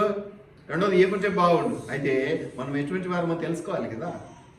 కత్తిస్తే ఏం చేస్తావు, పువ్విస్తే ఏం చేస్తావు, పండిస్తే ఏం చేస్తావు అని పరీక్షించాలి కదా. ఆ జీవావృక్ష గ్రంథములన్నీ పెట్టాడు కదా. ఏమంటే దేవుడు ఒకటి కూడా టెస్ట్ చేద్దాం మనల్ని. నువ్వే దేవునికి పరీక్ష, ఆ గిద్యోని పెట్టినట్టుగా కదా, నువ్వే పెడుతుంటావు కదా. దూది పెట్టి ఒకరోజు తడవాలా, ఒకరోజు తడవద్దు కదా. ఇస్తే దేవుడు, ఇవ్వకపోతే మంచి దేవుడు. ఏమిటండి నువ్వు స్నేహంలో అలా ఉంటుందా అంటే, ఇచ్చినా ఇవ్వకపోయినా దేవుడు గొప్పవాడు. నువ్వు ప్రేమించినా ప్రేమించకపోయినా నేను నిన్ను ప్రేమిస్తుంటాను అని చెప్పినటువంటి దేవుడు. కానీ ఇస్తే ధర్మం అండి. నేను పోయిన ఆదివారం చెప్పుకున్నట్టు న్యాయం కదా, అది న్యాయం జరిగించటం కదా. ఇంతగా ప్రేమిస్తున్నటువంటి నిన్ను ఏదో కొంత ఇచ్చి మళ్ళీ ఆయన ప్రేమను స్థిరపరచుకోవడం అనేది న్యాయం కదా. మనల్ని ప్రేమించే వారిని మనం దూరం చేసుకుంటే రేపొద్దున మనల్ని ప్రేమించేవారు ఎవరు దొరకరుగా. దొరుకుతారండి? దొరుకుతారు ఎవరైనా? దీపం ఉండగానే నిలుసగా పెట్టుకోవాలి. ఆ ప్రేమ ఉన్నప్పుడే, ఇంకా పచ్చిగా ఉన్నప్పుడే దాన్ని చిగురింప చేసుకోవాలి. ఇంకా దానికి ఏదైనా నీరు పోసో, అంటుకట్టు ఏదో ఒకటి చేసి ఫలింప చేసుకోవాలి. ఎండిపోని ఇవ్వకూడదు. విసిగిచ్చో, వేసారిచ్చో, కోపం తెప్పించో ఎండిపోని ఇవ్వకూడదు. యేసు క్రీస్తుని ఎరగవాలని ఆయన మిమ్మల్ని రక్షించుకున్నాడు. మిమ్మల్ని తీసుకొని వచ్చి ఇక సంఘంలో కానీ ఇంకెక్కడ కానీ కూర్చోబెట్టుకున్నాడు. ఆయనను ఎరగవాలనని, సత్యముని ఎరగవాలనని, సత్యమును నీ హృదయం అంతా స్థిరపరచుకోవాలని అన్నది ఆయన ఉద్దేశమై ఉన్నది. అంతేకాకుండా లేఖనములను గ్రహించినట్లుగా మీ మనసులు తెచ్చారు, రెండు చేతులెత్తి మిమ్మల్ని ఆశీర్వదించినటువంటి దేవుడుగా ఆయన ఉంటూ ఉన్నాడు. అంతేకాకుండా మీకు సమాధానం కలగజేస్తూ ఉన్నాడు. అంతేకాకుండా ఇంకా ఏమిస్తున్నాడండి? ఒకటొకటిగా అంచెలంచెలుగా ఆయన నమ్ముకొని ఆయన స్థిరపరుస్తూ ఆయన విశ్వాసంలో ఎదుగుతున్నటువంటి వారికి కలిగే ఆశీర్వాద వచనాలు. అంటే మీరు కారు వస్తుందని చెప్పట్లేదు, బంగ్లా వస్తుందని చెప్పట్లేదు అనుకోకండి, అవి సెకండరీ. మొదట నీవు సమాధానపరుడవై, ఇదిగో ఈ గొప్పనటువంటి ఆశీర్వాదము, ఎవరి పాపములనైతే నీవు క్షమిస్తావో ఆ పాపములు క్షమించబడతాయి. ఎవరి పాపములనైతే నీవు నిలిచి ఉండనిత్తువో అవే అలాగే నిలిచి. ఎంత గొప్ప భాగ్యం అండి. నెగిటివిటీ ఉంది, పాజిటివిటీ ఉంది. కానీ నేనేమంటానంటే మొదటి దానికే నా ఓటు. మీరు దేనికేస్తారు ఓటు? నారాజన్న దేనికేస్తావు ఓటు? మధ్య మాటగా రెండవ మాటగా, రెండు పరిశుద్ధ గ్రంథంలో నుంచి ఉన్నాయి. రెండు దేవుని నోటి నుంచి వచ్చినటువంటి మాటలే. కానీ ఎప్పుడు కూడా ఇతరులకు ఆ పాపం నిలిచి ఉండాలని, ఆ కష్టం నిలిచి ఉండాలని మనం అనుకోకూడదు. కోపం వస్తే తిడదామండి, రెండు మాటలు అందం, వాటికి అయిపోద్ది. కానీ ఆ కష్టం నీకు అలాగే ఉండిపోవాలని నేను కోరుకోవటానికి వీలు లేదండి. అది క్రైస్తవ జీవితము కాదండి. నిన్ను వల్ల నీ పొరుగువాడిని ప్రేమించుము, పగవాడిని సైతం ప్రేమించమనేటువంటి దేవుడు నీవు అలాగే నష్టపో, నువ్వు అలాగే ఉండు, నీకు ఇలాగే జరుగును కాక అని చెప్పాడు. దీవెన పలుకొచ్చు, నీకు ఆశీర్వాదము కలుగును గాక. బిడ్డలే బుట్టలేదని వస్తారు, నీకు 10 మంది పిల్లలు కలుగును గాక, తప్పేలేదు కదా. పిల్లలు లేరు అని ఏడ్చేటోళ్ళకి ఇదొకటి వరం. ఏంటి? 10 మంది కలుగుదురు గాక యేసు నామములో. ఆ దేవుడు చూసుకుంటాడు కదా. ఇట్లా చెప్పినా ట్రోల్ అవుతాం, మళ్ళా ఇబ్బంది అవుతుంది. ఆశీర్వాద వచనాలు, మేలైన వచనాలు, శ్రేష్టమైన దీవెనలు పలకాలండి మనం ఎవరి గురించి అయినా. అది మనం జ్ఞాపకం చేసుకోవాలి. ఇంకా చెప్పాల్సి వస్తే మీరు గమనించినట్లయితే యోబు గ్రంథం 32:8 చిన్న చిన్న వచనాలు నేను మీకు చూపించి జ్ఞాపకం చేసి వదిలేస్తాను. యోబు గ్రంథం 32:8 ఒక మాట చూడండి. యోబులో 32:8, యోబు 32:8 చక్కటి మాటలు ఉన్నాయి. అవి అక్కడక్కడ నేను కొన్ని చూపిస్తాను. అయినను నరులలో ఆత్మ ఒకటి ఉన్నది. ఏం పెడుతున్నాడండి నీ మనస్సులో? లేఖనాలు. ఈ లేఖనాలు గ్రహించినట్లుగా నీ మనస్సును తెరిచినటువంటి దేవుడు వాటిని అండర్స్టాండ్ చేసుకోవడానికి, వాటి ద్వారా లాభపడడానికి ఏముంచుతున్నాడండి? నరులలో. అందుకనే మనం మొదట్లోనే గమనించిన, మీరు పరిశుద్ధాత్మను పొందుకొనుడి. ఆత్మ లేనివాడు నావాడు, వినండి అయ్యా, ఆత్మ లేనివాడు నావాడు. ఏమాత్మ? నీ ఆత్మ కాదు, పరిశుద్ధ దేవుని పరిశుద్ధాత్మ శక్తిని, దేవుని పరిశుద్ధాత్మను కలిగి ఉండకపోతే దాన్ని ఏమంటారంటే దైవజనులు అభిషేకము అంటే. అభిషేకాత్మ అదొక వర్షం. అందుకని ఇక్కడ ఏం చెప్పబడుతుందంటే, నరులలో ఒక ఆత్మ ఒకటి ఉన్నది, సర్వశక్తుడకు దేవుని ఊపిరి వారికి వివేచన కలుగా చేయును. చాలా గొప్ప దీవెనలలోకి స్టెప్పుగా మీరు రక్షించబడాలి, దేవుని వాక్యాన్ని గ్రహించాలి, దీవించబడాలి, సమాధానంతో ఉండాలి, ఇదిగో పాపాలను క్షమించేటువంటి గొప్ప ఆ స్థితిలోనికి రావాలి. అంతేకాకుండా పరిశుద్ధాత్మ మీరు కలిగి ఉండాలి. ఇవి దేవుడు పిలిచిన పిలుపుకు లోబడ్డ బిడ్డలకు కలిగి ఉండవలసినటువంటి లక్షణాలు. పిలిచామా, వచ్చామా, ఆశీర్వాదం పొందుకున్నామా, కార్లు కొన్నాం, ఇవన్నీ తప్పు కాదండి. లాగ్ రీతిగా ఆశీర్వదించబడితే కొంచెం సాక్ష్యం ఉంటుంది. నువ్వు ధనవంతుడవు కాకూడదు, ఎప్పుడు ముక్కు చిత్తో ఉండాలి, ఎప్పుడు గోక్కుంటూ రోగంతో గిక్కుంటూ ఉండాలి అనేది దేవుని చిత్తము కాదు. కానీ ప్రాధాన్యమైన అంశం ఈ రోజుల్లో ఏ సంఘానికి వెళ్ళినా కూడా ఆశీర్వాదాల గురించి చెప్పడం ఎక్కువగా మనం చూస్తాం. తప్ప ఒప్ప అనేది పక్కన పెడితే యాక్చువల్గా మనల్ని పిలిచినది ఆయన్ని సంపూర్ణంగా తెలుసుకోవడానికి. ఇతరులకు లేదా భాగ్యం, ఏదో కొద్దిగా పాయింట్ వైజ్ తీసుకుంటారు, దాన్ని విమర్శించడానికి ఉపయోగించుకుంటారు. విమర్శించడానికి అంతకంటే ఏమీ లేదు. అయితే నీవు నేను చేయవలసింది ఏంటంటే, అవిని పక్కన పెట్టేద్దాం, అవన్నీ మనకు అవసరం లేదు. నువ్వు నేను చేయవలసింది ఏంటంటే, ఆయనను ఎరగవలసినటువంటి వారముగా మనం ఉండాలి. అలా ఎరగటం వల్ల సమాధానం ఉంటుంది, శాంతి ఉంటుంది, నెమ్మది ఉంటుంది. ఇక మిగతా ఐశ్వర్యం ఇవన్నీ ఆటోమేటిక్గా, ఇది మ్యాగ్నెట్ మన దగ్గర ఉంటే ఇనుప ముక్కలు అవి చిన్న చిన్నవి, ఏవి కార్లు బంగ్లాలు అవన్నీ వచ్చి అత్తుకుంటూనే ఉంటాయి, వస్తూనే ఉంటాయి. అసలైంది నువ్వు ఏం కలిగి ఉండాలి? ఆ మ్యాగ్నెటిక్ పవర్. ఆ పవర్ ఏంటి? అయస్కాంత శక్తి. ఏంటది? పరిశుద్ధాత్మని శక్తి. పరిశుద్ధాత్మని మీరు కలిగి ఉండాలి. అది దేవుని ఊపిరి అన్న విషయాన్ని నేను మీకు ఇక్కడ జ్ఞాపకం చేస్తా ఉన్నాను. 1 కొరింథీయులు 12:13 చూడండి. 1 కొరింథీయులు 12:13 ఎలాగనగా యూదులమైనను, గ్రీసు దేశస్థులమైనను, దాసులమైనను, స్వతంత్రులమైనను మనమందరము ఒక్క శరీరములోనికి ఒక్క ఆత్మ యందే బాప్తిసం పొందితిమి. దయచేసి జ్ఞాపకం పెట్టుకోండి ప్రియమైనటువంటి దేవుని బిడ్డలారా, నీలో ఉండే ఆత్మ, నాలో ఉండే ఆత్మ వేరు వేరు కాదు, ఒక్క ఆత్మ అందే. ఇది గమనించుకోవాలి. దేవుని ఆత్మ నీలో ఒక రకంగా, నాలో ఒక రకంగా, ఇంకోలో ఒక రకంగా పని చేస్తుందేమో కానీ వేరుగా ఉండదు. ఆ స్వభావం ఒక్కటి. కాకపోతే నీకు అప్పగించిన పని ప్రకారం ఒక రకమైన ప్రేరేపణ ఉంటుంది, నాకు అప్పగించిన ప్రకారం నాకు వేరే రకమైన ప్రేరేపణ ఉంటుంది అంతే. కానీ ఆత్మ ఒక్కడే. వారి వారి పరిస్థితిని బట్టి, వారి వారి యొక్క పనులను బట్టి విభాగింపబడి వారికి ఆ సందర్భాన్ని బట్టి సహాయం చేసే దేవుడుగా, పరిశుద్ధాత్ముడిగా ఉంటూ ఉన్నాడనేది మనం ఇక్కడ జ్ఞాపకం చేస్తున్నాం. ఎంత చక్కటి మాట. 13వ వచనం మళ్ళీ చదువుకుందామా? ఏమని ఉందండి? ఎలాగనగా గ్రీసు దేశస్థులమైనను, స్వతంత్రులమైనను ఏమిటా ఒక్క శరీరము, క్రీస్తు శరీరములోనికి ఒక్క ఆత్మ అందే. ఒక్కటే పరిశుద్ధాత్మ దేవుడు. విపరీతంగా లేరండి, రకరకాలు లేరు. నీలో ఉన్న దేవుడు వేరు, నాలో ఉన్న దేవుడు వేరు. అంటే మనం వేరు వేరు, ఒకటి కాదు. ఒకే శరీరం అందు డిఫరెంట్ అవయవములను మాత్రమే మనం అనుకుంటూ ఉంటాం. సంగమునకు శిరస్సు క్రీస్తు, మనమంతా అవయవం. ఎవరి పని వాళ్ళు చేయాలి. కన్ను పను కన్ను, ముక్కు పను ముక్కు, చేయి పని చేయాలి. ఏ ఒక్కటి చేయకపోయినా అది శరీరం అంతటికీ కూడా ఇబ్బందిని కలగజేస్తూ ఉంటుంది అనేది నువ్వు జ్ఞాపకం చేసుకోవాలి. అంతేకాకుండా ఇంకొక మాట చూపిస్తాను. మత్తయి సువార్త 1:18 చూడండి. మత్తయి సువార్త 1:18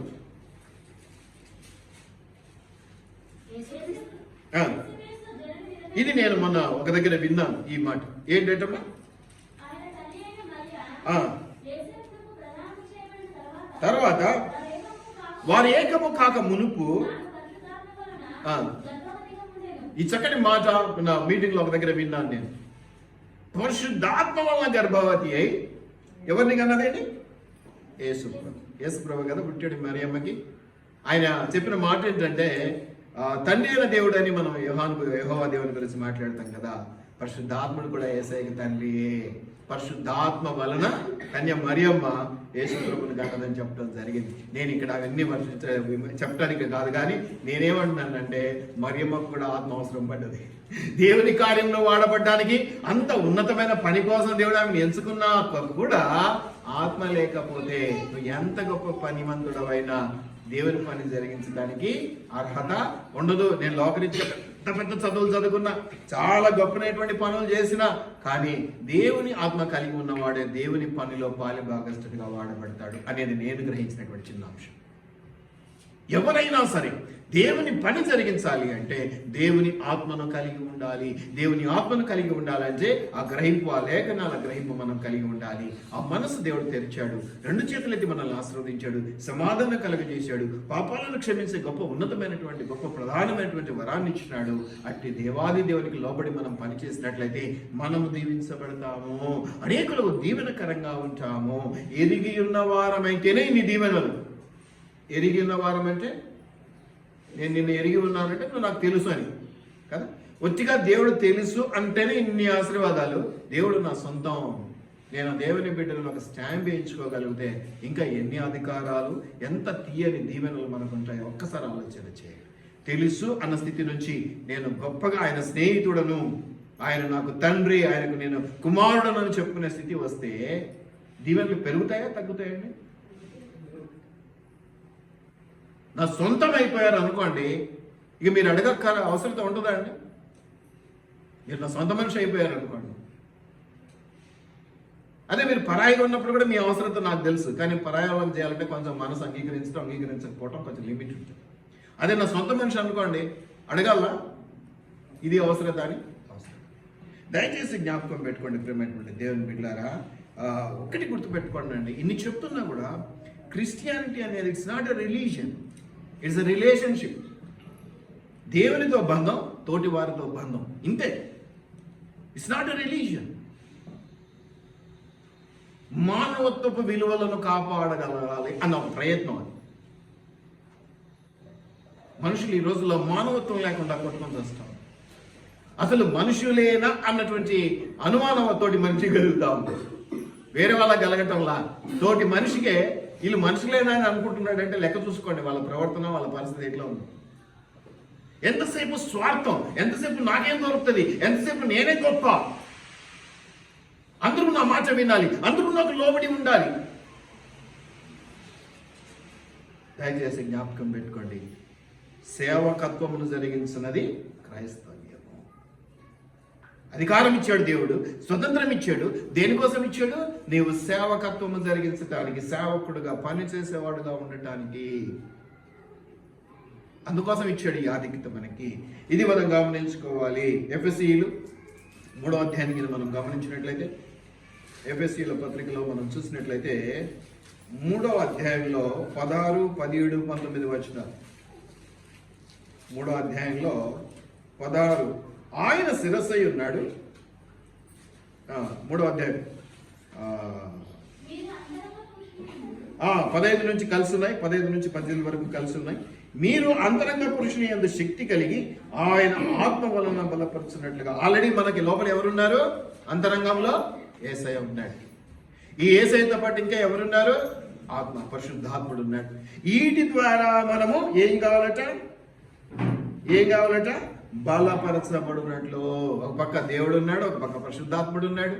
ఎంత గొప్ప దీవెనండి, డబుల్ బెనిఫిట్ కదా మనకి కదా. ఇంత బలవంతమైనటువంటి దేవుడు, బలవంతుడైనటువంటి దేవుడు, ఇంత గొప్పగా ప్రేమించేటువంటి దేవుడు మన హృదయంలో ఉంటే ఇంకెందుకంటే మనకు బలహీనతలు? అందుకని మీరు ఏమన్నా అంటున్నాడంటే, బలపరచబడినట్లుగాను క్రీస్తు మీ హృదయంలో విశ్వాసము ద్వారా నివసించున్నట్లుగాను తన మహిమైశ్వర్యము చొప్పున మీకు దయచేయవలెనని, మిమ్మల్ని బట్టి కాదు, తన మహిమ ఐశ్వర్యమును బట్టి మనల్ని ఆశీర్వదించాలనుకుంటూ ఉన్నాడు. ఆయన పిడికిలి పెద్దదండి, మన పిడికిలు అంటే చాలా చిన్నది. ఏమొస్తాయండి? 4 చాక్లెట్లు వస్తాయి. ఆయన దేవుని పిడికిడితో మనకిస్తే లెక్క పెట్టడం కూడా కష్టమండి బాబు, కష్టమండి బాబు. ఆయన తన ఐశ్వర్యము చొప్పున మనకిస్తూ ఉన్నాడు. మనల్ని బట్టి, మన ఐశ్వర్యమును బట్టి మనకి ఇవ్వాలంటే అసలు ఏమీ పొందుకోలేము మనం, అంత దరిద్ర పరిస్థితి మనం. అందుకనే దేవుడు ఏమంటాడు? అందుకనే దావీదు ఎప్పుడు చేసినా నన్ను బట్టి కాదు నిన్ను బట్టి దీవించు అంటాడు. చాలా టెక్నికల్గా చాలా చక్కటి ప్రార్థన చేస్తాడు దావీదు. ఏమంటాడు? నన్ను బట్టి అనడానికి ఏముంది? ఏమీ దొరకదు. అందుకని ఏమంటాడంటే, నిన్ను బట్టి, నీ ప్రేమను బట్టి, నీ బలమును బట్టి, నీ హస్తకృతములను బట్టి నాకు సహాయం చేయదేవా అంటాడు. ఎందుకంటే బలమైన దేవుడు, బలమైన చేతులు కాబట్టి. ఆయన ఆలోచనలు ఎప్పుడు మనల్ని ఆశీర్వదించే ఆలోచనలు కాబట్టి. నా తలంపులు మీ తలంపుల వంటివి కాదు. ఏమంటాడు దేవుడు? అవి యోగ్యమైనవి, శ్రేష్టమైనవి, మీకు మేలును చేసేటివి, ఆశీర్వాదాలను తెచ్చిపెట్టేటివి అంటాడు. వీటిని మనం జ్ఞాపకం చేసుకోవాలి. ఇంకా ఏమంటాడు చూడండి, అమ్మా మీకు దయచేయవలని మీరు దేవుని అమ్మా మీరు ఆస్తిపాస్తులు కొనుక్కోవాలి, కార్లు కొనుక్కోవాలి, బంగ్లాలు కొనుక్కోవాలి, విమానాలు కొనుక్కోవాలి కాదండి. మొట్టమొదటి అవన్నీ తర్వాత, సెకండరీ. మళ్ళీ మొట్టమొదటి ఏంటంటే సంపూర్ణులు. ఏమిటో సంపూర్ణత అయిందో? పూర్ణులవు. మళ్ళీ సంపూర్ణత అయిందో పూర్ణులవు అట్లా 2 సంపూర్ణతలు వచ్చినాయి దీంట్లో. సంపూర్ణులు కావాలని, దాంట్లో నిండుగా ఉండాలని. ఓటికుండా తోనుకుతుంది, నిండుకుండా. మీరు సంపూర్ణులుగా ఉన్నట్లయితే ఏ కొదువా మీకు ఉండదు. మీరు తొనకరు, నిలబడి స్థిరులను, నాచబడిన వారై ఈ యొక్క చిన్న చిన్న వాటికి అటు ఇటు ఊగగా కొట్టుకొనగా, చిన్న చిన్న గాలివానకు ఆ రోడ్ల మధ్యలో వేసినటువంటి చెట్లు కూలిపోతాయి. ఎందుకంటే వేరు లోతుగా పోదు, అంత పీచు వేరు, బలమైన వేరు ఉండదు దానికి. అందుకని చిన్న గాలివాన కూడా చెట్లు కూలిపోతా ఉంటాయి. అటువంటి వారిగా, అటువంటి విశ్వాసంతో ఉన్నటువంటి వారిగా, అటువంటి బలహీనమైన భక్తి ఉన్నటువంటి వారిగా మనం ఉండకూడదు. ఎందుకంటే ఆయన మనలో ఉన్నాడు, పరిశుద్ధాత్ముడిని నడిపిస్తూ ఉన్నాడు. నువ్వు అలా ఉండకపోతే ఎవరిని అవమానించినట్టు లోపల ఉన్న దేవుని అవమానించినట్టు. కాబట్టి మీరు గమనించినట్లయితే ఏమంటాడు? స్థిరపడి సమస్త పరిశుద్ధులతో కూడా దాని వెడల్పు, పొడుగు, లోతు ఎంతో గ్రహించుకుంటకో. ఎంత టెక్నికల్ గా మీకు జ్ఞానం కలగాలని చెప్తున్నాడు చూడండి. ఒక పైపైన తెలుసుకోవడం కాదట. ఏం తెలుసుకోవాలట? మీరు ప్రేమయందు వేరు పారి ప్రేమను తెలుసుకోవాలి కదా. ప్రేమను తెలుసుకున్నాక కదా దాని లోతేందో, వెడల్పేందో, ఎత్తేందో తెలుసుకోకుండా దాన్ని నువ్వు ఎట్లా నెగ్లెక్ట్ చేయగలుగుతావు? అది బలహీనమని ఎలా చెప్పగలుగుతావు? ప్రేమ ఎందు స్థిరపడి ఏం తెలుసుకోవాలట? దాని పొడుగు, దాని వెడల్పు, దాని లోతు, దాని ఎత్తు ఎంతో గ్రహించుకున్నట్టుకును జ్ఞానమునకు మించిన క్రీస్తు ప్రేమను. చాలా మంది ఏమనుకుంటారండి, ఇంత జ్ఞానం అంటారు. అసలు జ్ఞానమునకు మించింది ఏంటట? క్రీస్తు ప్రేమ. ఆ ప్రేమను కలిగిన వారుగా మనం ఉండాలి. నువ్వు ఎంత వెలివాడ ఉన్నా కానీ క్రీస్తు ప్రేమని ఎందుంటే, క్రీస్తు యందు భయభక్తులు, దేవుని యందు భయభక్తులు కలిగి ఉంటుంటే జ్ఞానమునకు మూలం అన్నటువంటి మాట నేను మీకు జ్ఞాపకం చేస్తా ఉన్నాను. కాబట్టి ప్రేమైనటువంటి దేవుని బిడ్డలారా, క్రిస్మస్ సీజన్లో ఉంటూ ఉన్నాము. దేవుని దీవెనల కొరకు మనం ప్రయాసపడుతూ ఉన్నాము. అద్భుతమైన దేవుడు సిద్ధపడి ఉన్నాడు నిన్ను నన్ను దీవించడానికి. అయితే ప్రత్యేకముగా మనము కొన్ని లక్షణాలు, కొన్ని పనులు చేయవలసిన వారంగా ఉంచున్నాం. ఆయన మనల్ని పిలుచుకున్నాడు. ఆయనను ఎందరు అంగీకరించారో వారందరూ కూడా దేవుని కుమారులుగా ఆయన అధికారం ఇచ్చి ఉన్నాడు. ఆయన కుమారులుగా ఉండటానికి వీలుగా మన మనస్సులను తెరిచి ఉన్నాడు. ఆయన లేఖనములను గ్రహించే వారిగా ఉండాలి. మనం ఆశీర్వదించబడడానికి ఆయన 2 చేతులు ఎత్తి ఆశీర్వదిస్తూ ఉన్నాడు. అంతేకాకుండా ఇంకా ఏమంటాడ? సమాధానం ఇస్తూ ఉన్నాడు. పాపాలను క్షమించగలిగినటువంటి గొప్ప యోగ్యత, ప్రాధాన్యత, ఇంకా వరం, ఇంకేదైనా అనుకున్నాం దాన్ని ఆధిక్యత ఇచ్చాడు నీకు. ఇంకా ఇవన్నీ కాకుండా పరిశుద్ధాత్మను, ఆత్మను, నరులలో ఒక ఆత్మ ఉన్నదని చెప్తూ ఉన్నాడు. ఆత్మను పొందుకున్న వారిగా, పరిశుద్ధాత్మను పొందుకున్న వారిగా మనం ఉండాలనేది సత్యం అనేది మనం గ్రహిస్తూ ఉన్నాం. అటు ఆత్మను కలిగిన వారిగా ఉంటే ఏం జరుగుతుందంటే 19వ వచనం వరకే చదివాము. 20 కూడా చదువుతాం. 20-21 కూడా. మనలో ఈ కార్యసాధకమైన శక్తి ఎక్కడుందంటున్నాడు? మనలో ఉన్నది. నీ పని జరగాలంటే ఎక్కడో పోయేది కాదు, నీలోనే ఉందట ఆ శక్తి. ఏమిటట ఆ కార్యసాధకం? కార్యాన్ని చేసి పెట్టేటువంటి శక్తి ఏమిటట? మనం అడుగు వాటికన్నిటికంటలో, ఊహించు వాటికన్నిటికంటలో అత్యధికముగా చేయ శక్తి గల దేవుడు క్రీస్తు యేసు మూలముగా అమ్మా ఈ శక్తి వలన నీవు గొప్ప అవుదువుగాక. నువ్వు దీవించబడిన సాక్ష్యం వల్ల నీ బంధుమిత్రులలో నువ్వు కాళ్ళ ఎగరేసుకొని తిరిగే గొప్ప ఆధిక్యత కలుగును గాక. అంతేనా? ఇక్కడ ఎందుకు తీసుకొచ్చాడు సంఘం? మళ్ళీ సంఘాన్ని తీసుకొచ్చి పెట్టాడు. అది సంఘం అంటే ఏంటో దేవుని దృష్టిలో అంత ఈజీగా పక్కన పెట్టు. అంత ఈజీగా పక్కన పెట్టు. ఒక అధికారి తన ఒక పిఎన్ పెట్టుకున్నాడు. పిఎన్ పెట్టుకున్నాక చాలా మంది ప్రజలు అధికారం దగ్గరికి వెళ్ళి పనులు చేయించుకోవడానికి వస్తారు. అధికారం మాకు తెలుసు అని చెప్పేసి వీళ్ళు ఏం చేశారంటే ఒకసారి డైరెక్ట్గా వెళ్ళడం జరిగింది. అప్పుడు ఆయన ఒక మాట అన్నాడు, రీసెంట్గా ఇది ఒక దగ్గర జరిగింది, అందుకని దాన్ని ఇంకొక రకంగా చెప్తున్నాను. మీరు నన్ను డైరెక్ట్గా కలవద్దు, మీరు నాకు బంధువులు స్నేహితులే, కలవద్దు. నేను ఒకరిని పెట్టుకున్నా దీని గురించి, ఆయన ద్వారా మాత్రమే మీరు రావాలి. మీరు వచ్చారు బంధువులు స్నేహితులుగా, మీరు చెప్పేది నేను వింటా కానీ పని చేయను. మీరు చెప్పేది నేను వింటా కానీ పని చేయను. నేను పెట్టుకున్నాను ఎవరినైతే నా రిప్రజెంటేటివ్గా, ఆయన ద్వారా వస్తే నేను పని కూడా చేస్తాను. వినడం ఒక్కటే కాదు, పని కూడా చేస్తాను. ఇది మంచిగా ఉందా అండి? మనం ఎంత ప్రార్థన చేసినా చివరిలో యేసు నామములు అడుగుతున్నాము తండ్రి అని యేసు ప్రభువును ఉన్నతంగా ఎత్తి పట్టుకొని ప్రార్థించగా ఆ ముగింపు లేకపోతే దేవుడు వింటాడా అండి? అట్లాగే ఇది కూడా తనలో ఉన్నటువంటి కార్య సాధకమైనటువంటి శక్తి మనకి ఇచ్చేశాడు దేవుడు. ఇప్పుడు మనము ఆ కార్య సాధకమైన శక్తిని నీ ఉన్నతి కోసం, తప్పు కాదు కానీ నేను మళ్ళీ చెప్తున్నాను, అది సెకండరీ. మొదట దేనికోసం? సంఘములో తరతరములుగా సదాకాలము మహిమ కలుగునట్లుగా నువ్వు ఉపయోగించబడాలి. నువ్వేం చేస్తావు? సమయానికి రావు.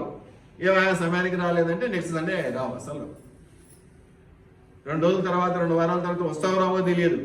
కాపురించి మళ్ళీ బతిమాలుకోవాలి. నీ అహంభావము ఎప్పుడూ కొడుతుంది దెబ్బ, చిర్రగా తిప్పుకోలేదు దెబ్బ. గర్విష్ఠుల పట్ల దేవుడు ఎట్లుంటాడో ప్రతి చోట మన వాక్యంలో గ్రహిస్తూ ఉన్నాం.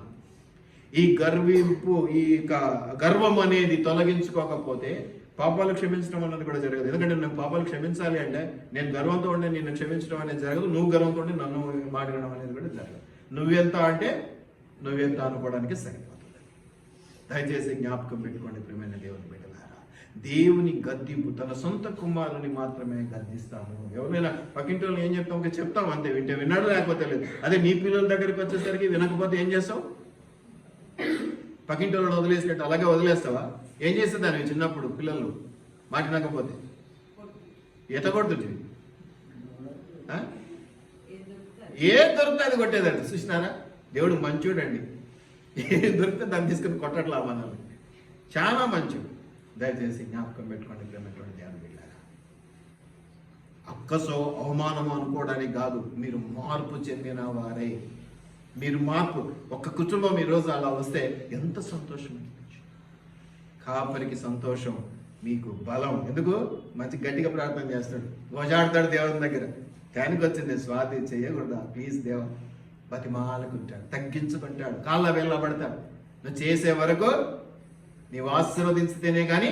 ఏమన్నాడయ్యా యాకోబు? ఆశీర్వాదాలు తక్కువ నాన్న, మస్తుకున్నది ఆశీర్వాదం వీళ్ళందరికీ. అయినా మళ్ళీ గోజాడు. ఎందుకు? మాట వినేటువంటి వారు, ప్రేమించేటువంటి వారు, దయ చూపించేటువంటి వారు, దేవుని వాక్యాధారమైన ప్రవర్తనతో ఉండేటువంటి వారు కదా. ఇంకా ఏమంటాడమ్మా? శక్తి గల దేవునికి సంఘంలో తరతరములు సదాకాలము మహిమ కలుగును గాక అనేటువంటి మాట మనం ఇక్కడ చూస్తా ఉన్నాం. అంతేకాకుండా ఇంకొక మాట మనం గమనించుకున్నాం. 2వ పేతురు 3:18, 2వ పేతురు 3:18లో ఒక మాట చూద్దాం. మన ప్రభువును రక్షకుడునైన యేసుక్రీస్తు అనుగ్రహించు కృపయందును జ్ఞానమందును అభివృద్ధి పొందుడే. దేంట్లో అభివృద్ధి పొందాలండి? లోకాశల వైపు మళ్ళొద్దని చెప్పట్లా. లోకంలో కొన్ని అవసరాలు ఉంటాయి. తినడానికి తిండి, కట్టుకోవడానికి బట్ట, ఉండడానికి నీడ, తాగటానికి నీరు, ఇవన్నీ అవసరతలు. ఇవి కూడా కావాల్సిందే మనకి. వీటితో పాటు మొట్టమొదటిగా ఒక క్రైస్తవ విశ్వాసిగా దేంట్లో ఎదగాలి, దేంట్లో వృద్ధి చెందాలి, దేంట్లో అభివృద్ధి పొందాలనే వాక్యంలో మనం ఇక్కడ చూస్తున్నామంటే రక్షకుడైన యేసు క్రీస్తు అనుగ్రహించు మొట్టమొదటి ఏంటంటే కృప. దేవుని దయా, కృప, జాలి, కనికరంలో మనం ఎదగాలి. ఏ మనిషి అయినా మొదట మనం ఆయన ప్రేమను, ఆయన జాలి, దయను మనం కలిగి ఉంటే ఎక్కడికి పోవాలంటే మన ఆశీర్వాదాలు వడ్డించేటోడు మనోడైతే ఎక్కడ కూర్చున్నా. మనోడు కావటానికి ఏం కావాలి? ఆయనతో స్నేహం కావాలి, ఆయనతో బంధుత్వం కావాలి, ఆయన దయా, కృప, జాలి, కనికరము మన మీద ఉండాలి. మనం ఎక్కడ కూర్చున్నా వచ్చి మంచిగా వడ్డిస్తాడు. కాబట్టి మీరు ఇక్కడ గమనించండి, కృప యందును ఇంకా ఏమిటట? జ్ఞానము. విశ్వాసం కాదు, జ్ఞానం. విశ్వాసం ఆటోమేటిక్గా వచ్చేస్తుంది. ఇక ఇన్ని జరుగుతుంటే ఇంకా విశ్వసించకుండా సరిగా నువ్వు గాల్లో దీపం పెడితే ఎవరు కావాలి? ఇంకా మిమ్మల్ని, నన్నైనా ఎవరినైనా కాబట్టి దేవుని కృపయందును జ్ఞానం. జ్ఞానం అంటే ఏంటి? మళ్ళీ ఆయన గురించి గ్రహింపు. సబ్జెక్ట్ బాగా తెలియాలంటే రెగ్యులర్ అటెండెన్స్ ఉండాలి, రెగ్యులర్గా చర్చికి రావాలి, వాక్యం వినాలి. ఒక్కొక్క కాపురి ఒక్కొక్క రకంగా చెప్తారు. ఆడ ఈడ డిఫరెంట్ మేతలు వేయటం వల్ల కడుపు నొప్పి వస్తుంది. మసాలాలు ఎక్కువైతే ఏమవుతుంది? చాలా కష్టం కదా. కొన్ని చోట్ల కొన్ని మాత్రమే బాగుంటాయి, కొన్ని చోట్ల కొన్ని మాత్రమే బాగుంటాయి. మొన్న ఒకరోజు లేట్ అయింది, భోజనం చేద్దామంటే ఏదో మాటల సందర్భంలో ఈ తిండి తిప్పల గురించి వచ్చింది. ఆడ బిర్యానీ ఇప్పుడు ఎక్కువైనాయి అన్నట్టు, నాకు కూడా ఎక్కువైనాయి సార్ అని మాటల్లో లక్ష్మీ సిస్టర్ వాళ్ళ హోటల్ గురించి వస్తే నారాజు అని అంటున్నాడు, బిర్యానీ బాగుంటుంది సార్ అక్కడ. కొన్ని చోట్ల మాత్రమే కొన్నిటికి విలువ ఉంటుందండి. ఆ రుచి అక్కడ మాత్రమే వస్తుంది. ఇష్టారాజ్యంగా ఎక్కడ ఉంటే అక్కడ పడితే మసాలాలు ఎక్కువ ఏదో వస్తుంది, ఏమైంది ఏదో పడుతుంది తర్వాత కదా. ఇక టాయిలెట్లోనే కూర్చోవాలి ఫ్యాన్ వేసుకొని, పక్కకు తిరగడానికి లేదు. సో అటువంటి వాళ్ళని కూడా మనం చూసినాం. దయచేసి జ్ఞాపకం పెట్టుకోండి, కృపయందు, దేవుని కృపయందును జ్ఞానమందును అభివృద్ధి పొందుడి. మీ మిగతా విషయంలో అభివృద్ధి చెందితే దేవుడు తప్పనడం లేదండి. మొట్టమొదటి దేని యందు? కృపయందు. అది మనుషుల కృపయందును జ్ఞానమందును. ఆయన నాకు బాగా తెలుసు, ఆయన మంచోడు. ఎలా చెప్పగలమండి? తెలుసుకుంటే చెప్పగలం, రుచి చూస్తేనే చెప్పగలం. రుచి చూడకుండా ఏది చెప్పినా ఫలితాన్ని ఇవ్వదు. నువ్వు అనుభవించకుండా, నువ్వు చేయకుండా ఇంకొకరికి చెప్తే అది ఇవ్వదు. ఈ విషయంలో రామకృష్ణ పరమహంస గురించి చిన్నప్పుడు మేము తెలుగు వాచకంలో అక్కడ కథలు చదివాం. ఆయన ఒక బాలుడు, ఒక తల్లి ఆ బాలుని తీసుకెళ్ళి, అయ్యగారు ఈయన పిల్లాడు, నా కొడుకు బాగా స్వీట్లు బాగా తింటున్నాడు, మీరు కొంచెం పెద్దవారు కదా, మీ మాట వించాడు, కొంచెం మానుకోమని చెప్పండి అయ్యగారు అంటే, ఆయన గారు దాదాపు 10 రోజుల్లో ఏదో తిప్పుకున్నాడు. 10 రోజుల తర్వాత మెల్లగా పిల్లాడిని పిలిచి, అరే బాబు, అరే స్వీట్లు తినకరా, మంచివి కదా అన్నాడు. ఆమె అడిగిందండి, చిన్న ముక్క చెప్పడానికి మమ్మల్ని 10 రోజులు తిప్పుకుంటూ ఏం స్వామి అంటే, ఆయన అన్నాడంట, అమ్మ నీ కొడుకే కాదు, నేను కూడా చాలా స్వీట్స్ అంటే ఇష్టపడతా, మరి నేను మానుకోవడానికి ఒక 10 రోజులు పట్టింది, మరి నేను మానుకోకుండా పిల్లాడిని మానరా అని ఎలా చెప్పగలను? ఎంత గొప్పది ఇదండి. అటువంటి మాటలు, అటువంటి తలంపులు, అటువంటి వ్యక్తులను మనం మర్చిపోగలమా? ఏ పేరుటైనా నీది వేరు నాది వేరు అనుకోవడం కాదు. మంచి ఎక్కడున్నా మనం ఆస్వాదించాలి, మన జీవితాల్లోకి తీసుకోవాలి. అందుకే పైన ఆదివారం నేను అంతా చెప్పినా చివరికి ఏం చెప్పి గుర్తు చేశాను నేను? మన ప్లెడ్జ్, మన ప్రతిజ్ఞ. పాత రోజుల్లో పుస్తకాల్లో, మరి ఇప్పుడు కూడా ఉందో లేదో మనకు తెలియదు కానీ, భారతదేశము నా మాతృభూమి, భారతీయులంతా సుసంపన్నమైన బహువిధమైన నా దేశ వారసత్వ సంపద. That's all. అన్ని జ్ఞాపకం చేసుకోవాలండి. అందరూ మనవాళ్లే. అందరిలో మనం మొన్న ఒక ఆయన చెప్తున్నాడు, ఆయన ఎవరు, ఆయన పేరు ఏందో తెలియదు, చాగంటి గారు ఎవరు అంటారు, ఏం పేరు, ఆ పేర్లు గుర్తుండవు నాకు, క్షమించాలి. ఆయన అంటుండదు, అందరూ బాగుండాలి, అందరిలో మనం ఉండాలి, అందులో మనం ఉండాలి అనుకుంటున్నాం కదా. అసలు అందరూ బాగులేకపోవడానికి కారణం అందరిలో నువ్వు ఉండడమేరా. నువ్వు పక్కన జరిగితే అందరూ బాగుంటారు రా అంటున్నాడు. కొన్నిసార్లు కొన్ని అట్లా ఉంటాయి. జాగ్రత్తగా ఉండాలి క్రైస్తవ సమాజం. నిజమే, వాళ్ళ వల్ల మనకి హింసలు జరుగుతున్నాయి, మనకి ఇబ్బందులు జరుగుతున్నాయి. కానీ పాపక్షమాపణ, క్షమించటం, వారు బాగుండాలని కోరుకోవటం కొంచెం కష్టమైన పనే, కానీ అసాధ్యమైనది అయితే కాదు కదా. అసాధ్యమైన పని అయితే కాదు కదా. నిన్ను హింసించిన వారి కొరకు ప్రార్థించండి అన్నాడా లేదా? ఎక్కడన్నాడు? సిలువలోనే అన్నాడు యేసయ్య. మరి ఆయన్ని ప్రేమించో, ఆయన నీ హృదయంలో నింపుకున్నావని ఏదో కొద్దిగా ఇదిగా మాట్లాడడం మానేస్తానటం ఏంటి? తప్పు కదా. కొంచెం గొడవగానే నీ ముఖం నేను చూడ, నా ముఖం చూడగాదు, నువ్వెందుకు, నువ్వు చూపియాకు, నేనెందుకు చూస్తా, నాకేం పని, అది నువ్వే చూపియాకు. తప్పు కాదండి, తప్పు కాదు. దేవుడు మనకు అధికారం ఇచ్చాడు, ఆధిక్యత ఇచ్చాడు, ఇతరుల పాపాలను క్షమించగలిగిన ఆధిక్యత. అది గొప్ప వరం అండి. అటువంటి గొప్ప వరాన్ని ప్రాక్టీస్ చేయకపోతే అది ఎట్లా అండి? ఏదైనా మనం ప్రాక్టీస్ చేయాలి కదా. Practice makes men perfect. మెన్నే కాదు, ఉమెన్ను కూడా పర్ఫెక్ట్ చేస్తుంది. అది ప్రాక్టీస్ చేయడం అనేది పర్ఫెక్షన్. దయచేసి జ్ఞాపకం పెట్టుకోండి, ప్రేమైనటువంటి దేవుని బిడ్డలారా, వీటన్నిటిని మనం గమనించుకున్నాం. కృపయందును జ్ఞానమందును అభివృద్ధి పొందుడి, ఆయనకు ఇప్పుడును యుగాంత దినమందుల వరకును మహిమ కలుగును గాక. దయచేసి జ్ఞాపకం పెట్టుకుందాం. ఈరోజు హాఫ్ పోర్షన్ మాత్రమే నేను మీకు కంప్లీట్ చేసినా. నేను చెప్పాలనుకున్నది ఇది పెద్ద సబ్జెక్ట్ తీసుకున్నాను. 1వ తారీఖు కూడా, మొదటి ఆదివారం కూడా వీలైతే ఈ మిగిలిన భాగం గురించి మనం మాట్లాడుకున్నాం. దేవుని కృపను పొందుకున్నాం, రక్షణలోనికి వచ్చినాం. అంతేకాకుండా మనము విశ్వాసంలో ఎదగాల్సిన వారంగా ఉంటున్నాం. ఈ విశ్వాస ప్రయాణంలో మనం చివరికి ఏం చేయాలి? ఆస్తులు సంపాదించుకోవాలి, అవి పెట్టుకో కాదు, దేవుణ్ణి మహిమపరిచేవారుగా ఉండాలి. ప్రార్థన చేసుకున్న ప్రభా నీకు వందనాలు తండ్రి, నీకు వందనాలు ఇచ్చిన ఆధిక్యతను బట్టి, అయా వాక్య భాగములను బట్టి నీకు వందనాలు. ఇదిగోనైనా వాక్యాన్ని విని వదిలేసే వారిగా కాకుండా మా హృదయంలోనికి తీసుకొని దాన్ని అర్థం చేసుకొని అనుసరించి నడుచుకునే వారిగా మమ్మల్ని ఉంచుకోనమని నజరేయుడైన యేసు నామంలో అడిగి వేడుకొని ప్రార్థించి పొందుకొని ఉన్నాం మా పరలోకపు తండ్రి. ఆమేన్. ఆమేన్.